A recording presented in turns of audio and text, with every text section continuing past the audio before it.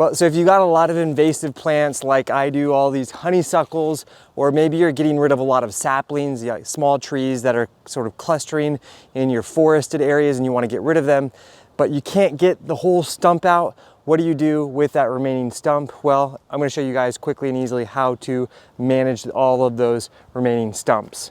So what I use is this Bonide Stump and Vine Killer. It's very simple to use, but the most important thing that you want to consider is that you want to apply it as soon as possible after taking down those plants, because if you allow that open wound to callus over, it's going to be harder for this herbicide to enter into the plant and actually do its job, all right?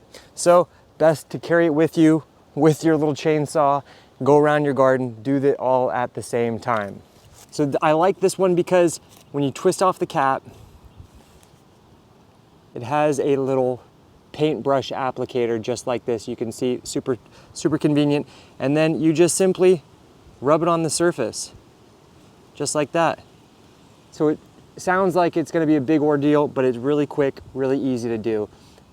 And by doing this as you go along, as you work through your yard, it's gonna be much easier than going back and having to go find all of those old vines that you cut down. So definitely, if you are removing some invasive plants, vines, things like that, pick this up before. You can find a link to this in the description below to buy some if you want some. And then over the next couple of months, this should start to die back, and then you shouldn't see any new growth sprouting from this honeysuckle. Hope you found this video helpful, insightful.